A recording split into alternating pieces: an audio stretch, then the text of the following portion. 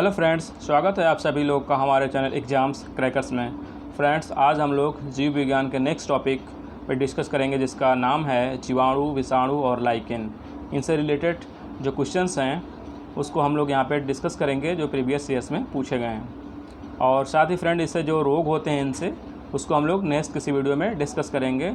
इस वीडियो में हम लोग केवल इसके बारे में डिस्कस करेंगे और इससे रिलेटेड क्वेश्चंस को याद करने की कोशिश करेंगे। तो चलिए स्टार्ट करते हैं आज का वीडियो। और उससे पहले फ्रेंड्स, अगर हमारे वीडियोस आपको पसंद आ रहे हो तो चैनल को सब्सक्राइब करिए और साथ ही ज़्यादा से ज़्यादा शेयर करिए ताकि और अधिक लोग जुड़ के अपनी तैयारियों को बेहतर कर सकें। तो चलिए स्टार्ट करते हैं, देखते हैं आज का पहला प्रश्न। तो फ्रेंड, आज का पहला प्रश्न है, अधिकांशतः प्रयोग किया जाने वाला प्रतिजैविक पेनिसिलिन बनता है। ठीक है फ्रेंड, किससे बनता है? आपके पास ऑप्शन है जीवाणु, दूसरा ऑप्शन है कवक, तीसरा ऑप्शन है शैवाल, चौथा ऑप्शन है विषाणु। जल्दी से अपना आंसर कमेंट करके बताइए। पेनिसिलिन, ठीक है फ्रेंड्स, जिसकी खोज किसने की थी? फ्लेमिंग ने। इसको ये बनता किससे है? तो जल्दी से कमेंट करके अपना आंसर बताइए। इसका सही आंसर फ्रेंड जो होगा वो होगा कवक। ठीक है फ्रेंड्स, तो जो कवक है, फंगस है, उससे मैक्सिमम पेनिसिलिन बनाए जाते हैं। ठीक है, और इसके खोजकर्ता आप लोग को पता है फ्लेमिंग है, तो ध्यान में रखिएगा। चलिए अगला प्रश्न देखते हैं। लाइकेन दो जीवों का सहजीवन माना जाता है, वह सूक्ष्म जीव है। ठीक है फ्रेंड, मतलब लाइकेन किन दो जीवों से मिलकर बना है आपको बताना है। पहला ऑप्शन है शैवाल और कवक, दूसरा ऑप्शन है शैवाल और ब्रायोफाइट, तीसरा ऑप्शन है शैवाल और जीवाणु, चौथा ऑप्शन है फंजाई और ब्रायोफाइट। तो जल्दी से अपना आंसर कमेंट करके बताइए, लाइकेन किन दो जीवों का मिश्रण है? तो फ्रेंड, इसका सही आंसर होगा शैवाल और कवक। ठीक है फ्रेंड्स, शैवाल और कवक दो जीवों से मिलकर लाइकेन का निर्माण होता है। चलिए अगला देखते हैं। निम्नलिखित में से कौन सा रोग जीवाणु के कारण होता है? ठीक है फ्रेंड्स, जीवाणु के कारण कौन सा रोग होता है आपको बताना है। ऑप्शंस हैं चेचक, दूसरा है पेचिस, तीसरा है इन्फ्लुएंजा, चौथा है हैजा। तो जल्दी से अपना आंसर कमेंट करके बताइए इसका सही आंसर क्या होगा। तो फ्रेंड, इसका सही आंसर होगा हैजा। चलिए अगला देखते हैं। जीवाणुओं से प्राप्त वे तत्व कौन से हैं जिनका उपयोग सूक्ष्म जीवाणुओं को नष्ट करने के लिए किया जाता है? ठीक है फ्रेंड्स, तो जीवाणुओं से ही बनाए जाते हैं और उन्हीं को मारने के लिए यूज़ किया जाता है। तो वो उसको क्या कहते हैं फ्रेंड? रोगाणु रोधक, प्रतिजन, प्रतिजैविक या रोग प्रतिकारक। जल्दी से अपना आंसर कमेंट करके बताइए इसका सही आंसर क्या होगा। तो फ्रेंड, इसका सही आंसर होगा प्रतिजैविक, जिसे एंटीबायोटिक कहते हैं। ठीक है फ्रेंड्स, तो एंटीबायोटिक होते हैं जो जीवाणु से ही बनते हैं और जो सूक्ष्म जीव होते हैं उनको मारने के लिए यूज़ किए जाते हैं। अगला है, निम्न के द्वारा दूध खट्टा किया जाता है। ठीक है फ्रेंड्स, ये मोस्ट पॉपुलर क्वेश्चंस हैं ये। और आपके पास ऑप्शन है प्रोटोजोआ के द्वारा, जीवाणु के द्वारा, विषाणु के द्वारा और नीमेटोड के द्वारा। तो जल्दी से अपना आंसर कमेंट करके बताइए इसका सही आंसर क्या होगा। ठीक है फ्रेंड्स, तो इसका सही आंसर होगा जीवाणु। ठीक है फ्रेंड्स, जीवाणु के द्वारा ही दूध खट्टा होता है। अगला देखते हैं। उस रोग का चयन करना है जो एक मनुष्य से दूसरे मनुष्य में सीधे नहीं फैलता है। ठीक है फ्रेंड्स, मतलब वो संक्रामक नहीं होता है। तो अगला उसमें है ऑप्शन क्षय रोग, दूसरा है रोहिणी जिसे डिप्थीरिया कहते हैं, और धनुर्वात, टेटनस। ये दो नाम आप लोग फिर ध्यान रखिएगा, इसीलिए मैंने क्वेश्चन ये उठाया है। रोहिणी डिप्थीरिया को कहते हैं और धनुर्वात टेटनस को कहते हैं। ठीक है फ्रेंड्स, तो ये आप ध्यान रखिएगा, नाम हिंदी में थोड़ा टफ हो जाता है साइंस में। और अगला है खसरा। ठीक है फ्रेंड, तो जल्दी से अपना आंसर कमेंट करके बताइए। तो फ्रेंड, इसका सही आंसर होगा धनुर्वात। ठीक है फ्रेंड्स, तो धनुर्वात, टिटनस जो है वो एक दूसरे संक्रामक रोग नहीं है और बाकी जो रोग हैं वो संक्रामक रोग हैं।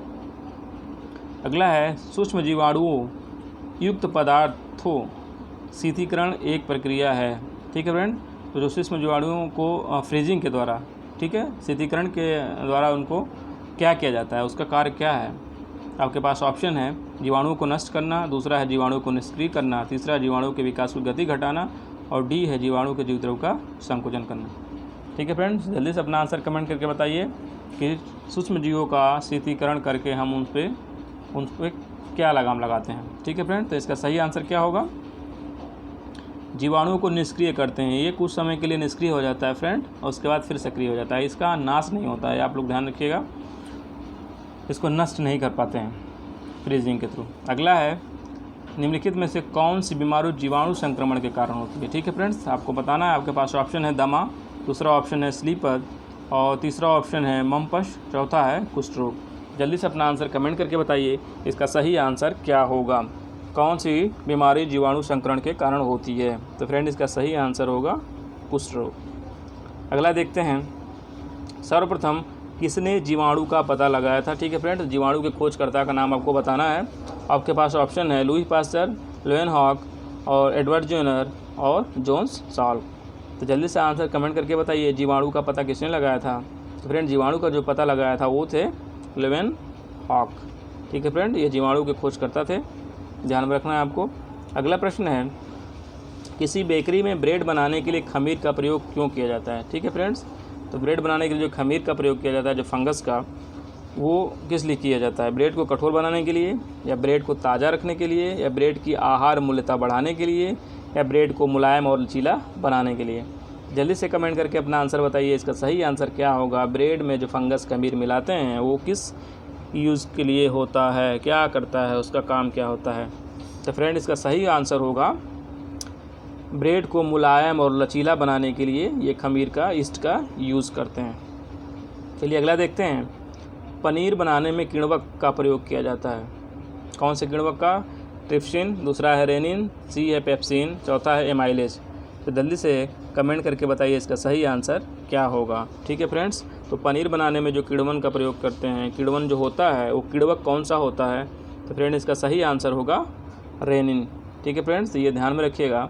तो ये जो रेनिन होता है फ्रेंड, ये किण्वन एक प्रक्रिया है, और किण्वन होता है फ्रेंड ये कवक और जीवाणुओं के द्वारा संपन्न होता है। ठीक है फ्रेंड, इसको फर्मेंटेशन कहते हैं।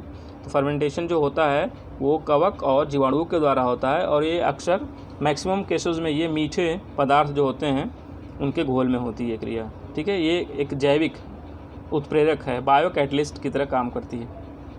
अगला देखते हैं, नदियों, तालाबों आदि में पाए जाने वाले जलीय हरे पौधों को क्या कहा जाता है? कई बार एग्जाम में पूछा गया है फ्रेंड्स। तो आपके पास ऑप्शन है प्रवाल, दूसरा ऑप्शन है शैवाल, तीसरा ऑप्शन है जीवाणु, चौथा ऑप्शन है कवक। तो जल्दी से अपना आंसर कमेंट करके बताइए इसका सही आंसर क्या होगा। जो हरे पौधे दिखते हैं फ्रेंड, जो बारिश के मौसम में अक्सर आपको दिखाई देते हैं, जो तालाब के किनारे भी दिखते हैं जहाँ काई वाई टाइप लगा रहता है, तो उसको फ्रेंड शैवाल कहते हैं। ठीक है, आप ध्यान रखिएगा। अगला है, जीवाणुओं की रोम संरचना को क्या कहा जाता है? आपके पास ऑप्शन है एक्ट्रिस, दूसरा ऑप्शन है फ्लैजिला, सी है क्लास्ट और डी है सिलेंड्री। तो जीवाणुओं की जो रोम जैसी संरचना होती है फ्रेंड्स, उसको आपको बताना है उसको क्या कहते हैं। ये भी पूछा गया एग्जाम में फ्रेंड्स, तो इसको ध्यान में रखिएगा। तो फ्रेंड इसका नाम है फ्लैजिला। ठीक है, फ्लैजिला जो रोम जैसी संरचना होती है जीवाणु की, उसको फ्लैजिला कहते हैं। अगला है, सामान्यतः वायरस निम्नलिखित को छोड़कर समस्त पौधों को संक्रमित करता है। ठीक है फ्रेंड्स, अगर किसी पौधे में वायरस लग जाता है तो किस एक पार्ट को छोड़ के बाकी सब पार्ट्स को नुकसान पहुंचाता है? आपके पास ऑप्शन है फ्लोएम, दूसरा है मज्जा, तीसरा है तनाग्र और चौथा है कॉर्टेक्स। तो जल्दी से अपना आंसर कमेंट करके बताइए इसका सही आंसर क्या होगा। तो वायरस किसको छोड़ देता है फ्रेंड्स? तो वो है तनाग्र। ठीक है फ्रेंड्स, तनाग्र के पार्ट को छोड़ देता है, और बाकी फ्लोएम, मज्जा, कॉर्टेक्स और जो पत्तियाँ होती हैं सबको ये संक्रमित कर देता है।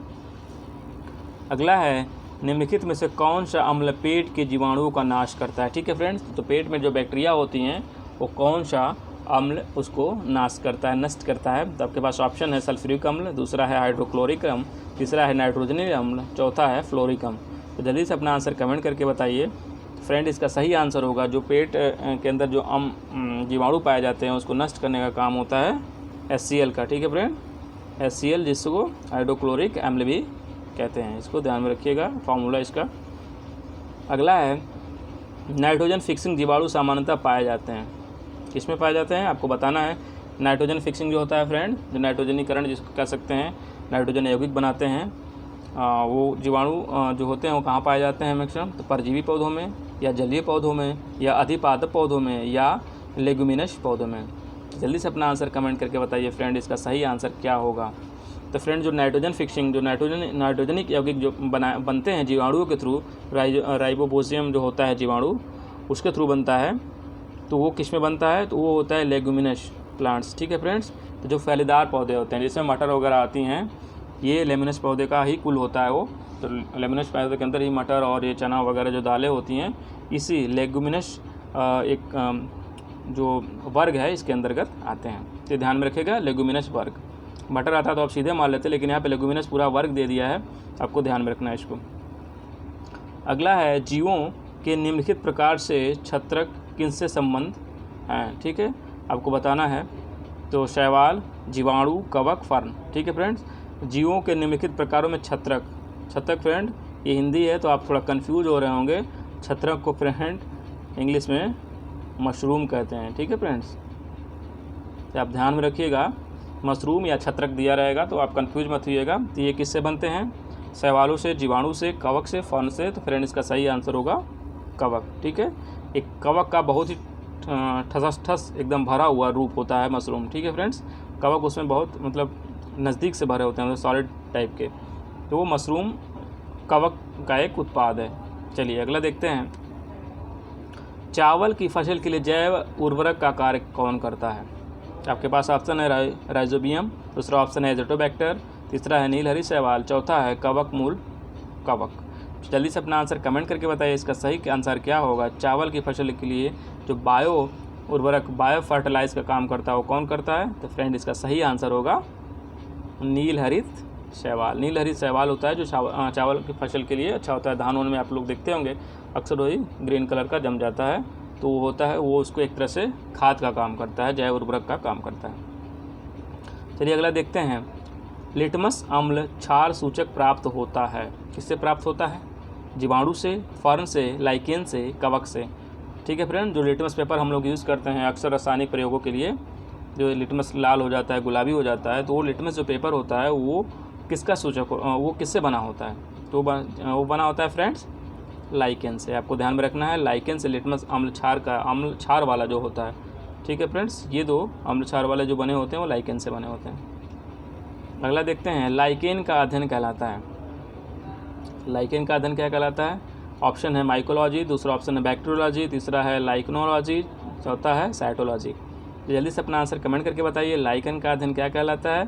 तो फ्रेंड लाइकन का अध्ययन लाइकनोलॉजी कहलाता है, ठीक है फ्रेंड्स। और बाकी बैक्टीरियोलॉजी बैक्टीरिया का अध्ययन, और माइकोलॉजी ये है कवक का अध्ययन, ठीक है फ्रेंड्स। आपको ध्यान रखना है, माइकोलॉजी कवक का अध्ययन, बैक्टीरियोलॉजी बैक्टीरिया का अध्ययन, जीवाणु का अध्ययन, और लाइकनोलॉजी लाइकेन का अध्ययन, ठीक है फ्रेंड। और साइटोलॉजी कोशिकाओं के अध्ययन के लिए यूज होता है।